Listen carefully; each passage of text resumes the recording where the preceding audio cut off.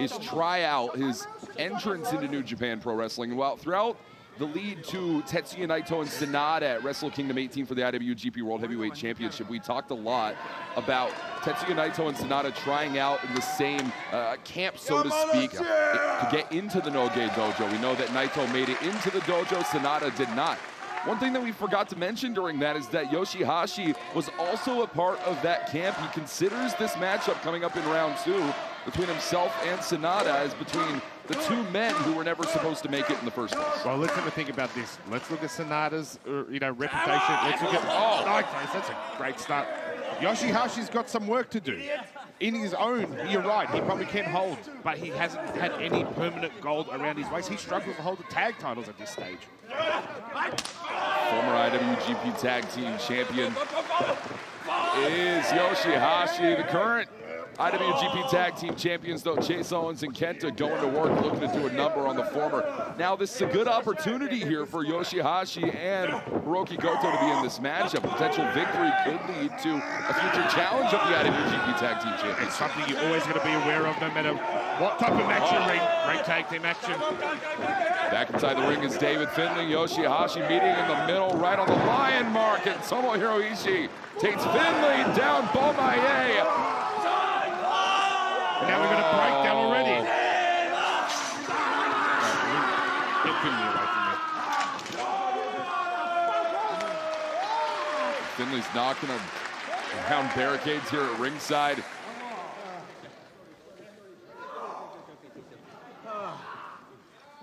Back inside the ring, though, it's KENTA and it's YOSHI-HASHI. KENTA believes, stated in his own post-match comments yesterday, that the only reason he lost in the New Japan Cup first round to, the day after tomorrow, March 10th. Yeah, I got a travel date tomorrow. I'm not looking forward to it. Definitely do. 6 hours on a bus. And, let's talk about that a little bit, Gino. 6 hours on a bus. Some people take the plane. Some people take the train. Yeah. There's some automobiles. They definitely do. Big in Sheboygan. My point is, look, I don't think people can respect how hard a tour like this is. Sure, exactly. On the body, right? I've spoken about this pretty openly before, where I've seen guys finish a match and end up on the bus for another 4 hours wrapped in ice. It is hard, but everyone works their hardest because they know what the New Japan Cup means at the end. Holding that trophy is one of the most important things in professional wrestling. We'll get there. We'll get there. Gino, talk to me a little bit about how important matches like this, these preliminary tag team matches are, the mentality heading into your cup match. It's a little bit of everything. It's a little bit of a warm-up. It's a little bit of, balancing out your opponent, trialing things. It's like those little exhibition games you see in the NBA or in the football. You want to do them just to make sure you can iron out any creases before your cup match comes up. Phantasmo misses out with the drop kick. Mikey Nicholls, though, went for that lariat swiftly.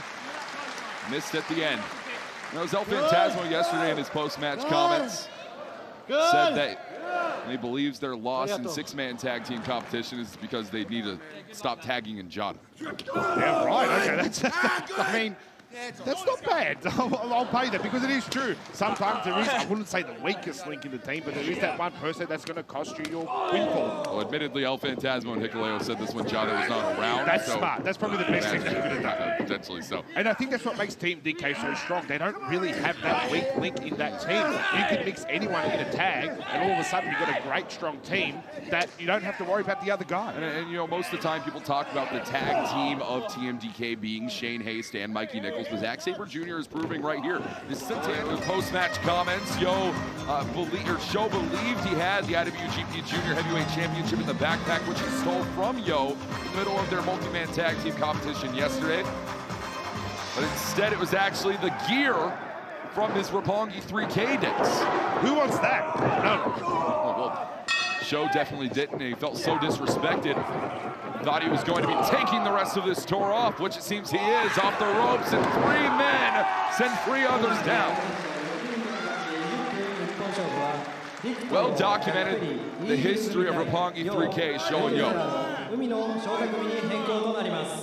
But the IWGP Junior Heavyweight Championship not lying in the balance here tonight. Rather, it is pride and his revenge that Shota Umino wants over Jack Perry. Jack Perry's gotten 2 victories on him over the past 3 days. Yeah, hurt isn't going to hurt him at all, and I think he'd be confident enough to believe that he probably will get it tonight. Potential for anything. It's Jack Perry and Shota Umino, the legal men. We've seen this before out of Shota. Drop Jack down, drop kick right on the money. You feel like this is probably Shota's biggest problem. He starts off red hot. He's out there. He does all his moves in one go, and then all of a sudden, bang, doesn't make it to the end. I've never considered that before, but you're right. You know, the idea of front-loading your matchup with your greatest hits, everything that you're able to accomplish. And then we're going to listen to the B-side at the end. All right, absolutely. Nothing for the back half, indeed. Shota Umino, one thing we did not get to see at the anniversary event for their first round matchup, we did not see the Death Rider, the one thing that we knew would put Jack Perry down for 3.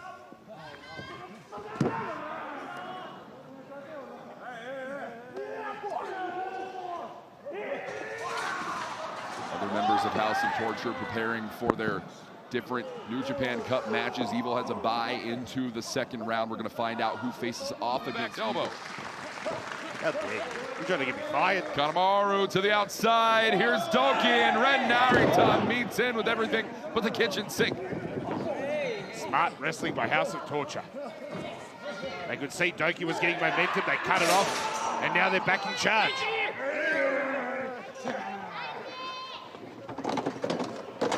All the way, here's Taichi and Ren Narita. You knew that they'd find each other sometime throughout this matchup, heading into their contest coming up in Hyogo, just days away. I'm just glad they're over there. Good Lord. Taking these all the way out. Away from the barricades. Back inside the ring here is Yoshinobu, Kanemaru, and DOUKI, the 2 legal men in this matchup. Gives a chance to the fans to see how beautiful they do tonight. Back inside the ring, the knee strike. DOUKI feeling every single bit of that. I'll be honest with you, throughout Phantasmania, we saw a different side to DOUKI, a bit more of a Rudo side to DOUKI throughout that time. However, very successful was DOUKI throughout Phantasmania, including back going into New Beginning in Sapporo, where he picked up a singles victory over Hiromu Takahashi, one that eluded him throughout his career. Yeah, absolutely. A little thing he can check off in his black book, that he absolutely got that win that he's always wanted. He felt like he was the polar opposites. He felt like that he was the black cap in that storyline. Hey, Taichi with a chair. Well, that's definitely well outside the legalities of a matchup like this. And Yujiro Takahashi utilizing this advantage, throwing his hand into the throat of DOUKI. DOUKI's being choked. That's my best material. You're gonna laugh at some place. I'm dying over here. Yujiro with the headbutt. And the cover here on DOUKI. Here's Jeff Cobb, here's Tsuji. We're going to be seeing this in Hyogo in night 4. Tsuji off the ropes collides. Hard to take a big man down like Jeff Cobb. He's the Imperial unit for a reason. You're going to say Tsuji's going to try his hardest. He's going to give it a red hot go.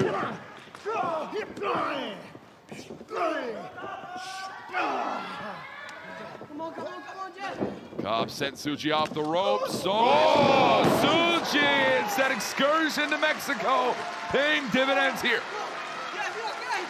He was going to find a way to bring Cobb down one way or the other. Yota Tsuji said in post-match comments yesterday that he joined Los Ingobernables de Japón not because he wanted to fight alongside Naito and Shingo Takagi, but because LIJ allows him the freedom to be the wrestler he wants to be. Tsuji's seeing LIJ as a stepping stone to something great, to his future. Seeing beyond Los Ingobernables de Japón, seeing a bigger picture, and it's not often that you see an admittance of selfishness out of a member of Los Ingobernables de Japón. They're typically unified on the forefront. They're often a strong unit together, you're right, but Tsuji's kind of doing his own thing. He's happy to be part of it, he's happy to play the game, but at the end of the day, he's got his own aspirations. Oh, Jeff Cobb. Yota Tsuji's a hard man to plant down, but Jeff Cobb's a hard man to move off his feet. Tsuji's gonna try his damnedest though, not enough. And right into the standing moonsault.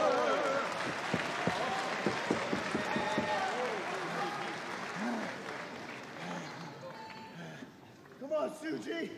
What you got, young boy?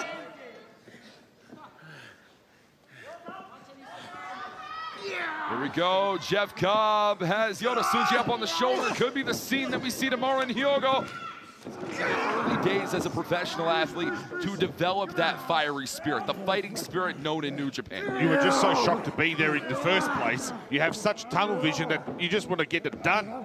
You didn't care if it's a win, a loss, or a draw. You want to make sure that you're in there and you're showing your best.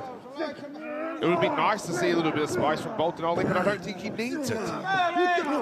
And Boltin Oleg's going to prove that here tonight in his first ever New Japan Cup matchup. Hikuleo, this is his second tournament. Lost in the 2019 New Japan Cup in the first round to Mikey Nicholls. However, a very great showing all the way up to the quarterfinals in this year's G1 Climax 2023. And Boltin Oleg maintaining the control right now with the side headlock. And the meeting of the bulls here in the center of the cerulean blue. Oh, man. It's like trucks just going at each other.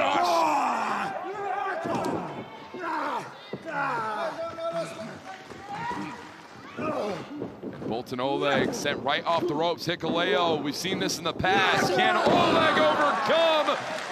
And the first man to go down is Hikuleo. Oleg up with the splash. He's won matches with this before. No, just the one. Yeah, quick out. Hikuleo wanted to prove that it's still early days. Now what you're gonna see out of Boltin Oleg is a lot of the maneuvers that have been popularized in the Noge Dojo during training sessions. He'll lock in a Boston Crab on a Katsuya Morishima or a Shomakato. You're not gonna be able to utilize that same strategy that you could in dojo training matches or in kickoff matches as you will against Hikuleo. No, absolutely, and the thing is, Hikuleo is not long out of the dojo. He knows all the tricks of the trade. He knows exactly what you're gonna do next if you're Boltin Oleg. But Boltin Oleg is so good at so many disciplines, like we've said before, that realistically, well done, mate, but now you're in for it.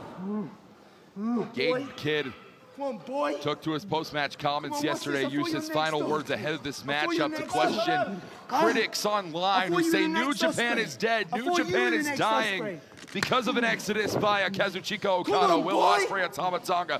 Gabe Kidd denounces every single name who leaves New Japan Pro Wrestling, says he will be the one to lead this company into a new era. And who can blame him? He believes that he can step up into any of those spots and run this company to its highest peak. This is it. New Japan Cup. Step up, bitch.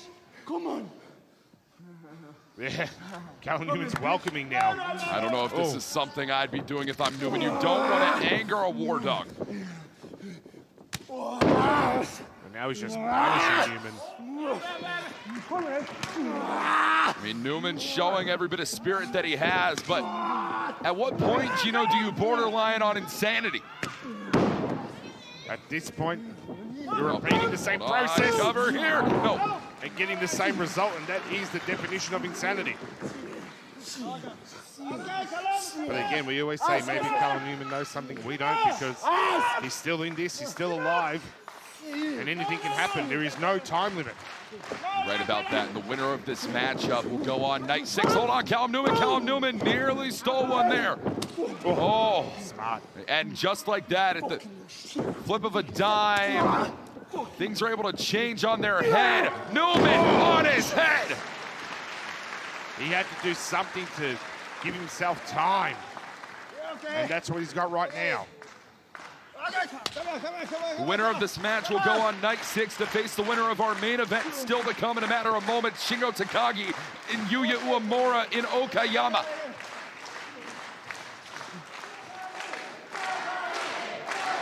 Trying to fire up the home crowd. Is it time? Takagi time is here, Gino, and Shingo's turning it up to another level.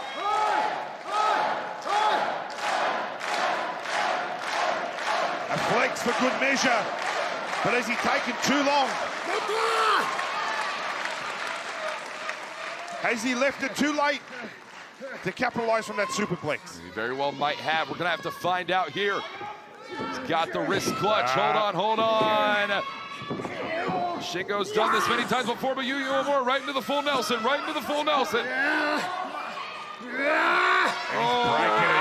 Shingo wanted made in Japan. He's gonna make Yuya Uemura into something different. Oh, credit to Uemura for not backing down here. Oh, wow. Still holding that left arm, though. Oh. And I wonder why if that's why Shingo struggled to get the last to drag it up.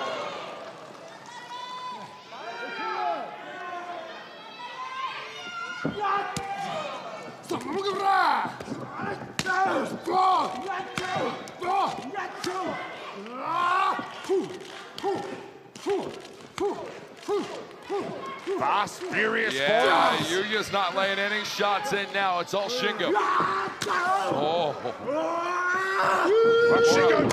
Yeah, you don't turn your back on Shingo Takagi. He's going to show you why. Axe Bomber, no. Oh, here we go. Pumping Bomber avoided. Dragon suplex into the bridge cover here. No! Jeez. There was a gasp. The whole stadium stopped breathing for that split second because they thought it was over. With any lesser man, Gino, it could have been.